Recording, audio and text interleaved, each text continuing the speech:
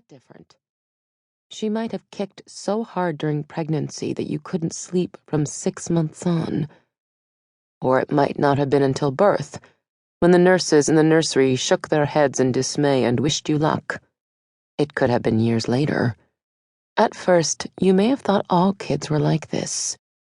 Your awakening might have come with the birth of a second child, one who slept through the family gatherings instead of screaming and let you dress her in a frilly dress instead of ripping at the lace.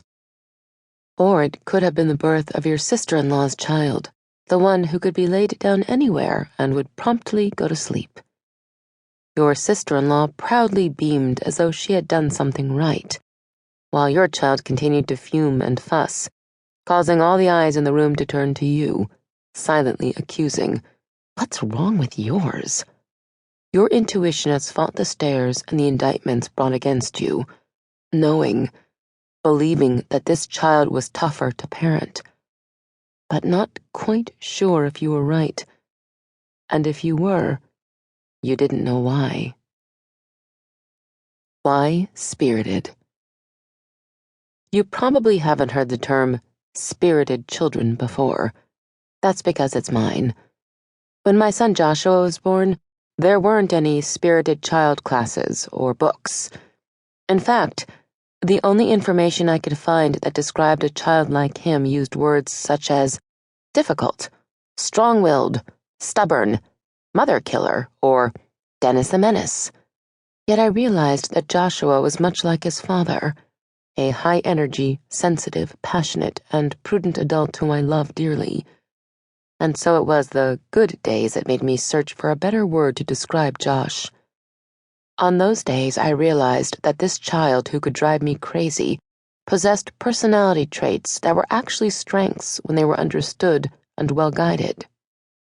My Webster's dictionary defines spirited as lively, creative, keen, eager, full of energy and courage, and having a strong, assertive personality. Spirited.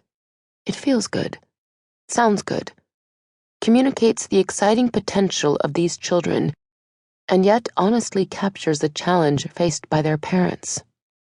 When we choose to see our children as spirited, we give them and ourselves hope. It pulls our focus to their strengths rather than their weaknesses, not as another label, but as a tool for understanding. The characteristics. Each spirited child is unique, yet there exist distinct characteristics in which more is very apparent. Not every spirited child will possess all of the following 5 characteristics, but each will exhibit enough of them to make her stand out in the crowd. 1. Intensity. The loud, dramatic, spirited children are the easiest to spot.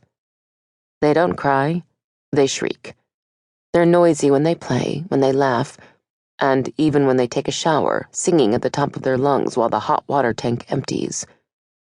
But quiet, intently observant children may also be spirited. They assess each situation before entering it as though developing a strategy for every move. Their intensity is focused inward rather than outward. No matter where their intensity is focused, the reactions of spirited children are always powerful. There is rarely a middle of the road. They never whimper. They wail. They can skip into a room, smiling and laughing, only to depart 30 seconds later inflamed. Their tantrums are raw and enduring. 2. Persistence. If an idea or an activity is important to them, spirited children can lock right in. They are committed to their task, goal-oriented, and are unwilling to give up. Getting them to change their minds is a major undertaking. They love to debate, and are not afraid to assert themselves. 3. Sensitivity. Keenly aware, spirited kids quickly respond to the slightest noises, smells, lights, textures, or changes in mood. They are easily overwhelmed in crowds by the barrage of sensations.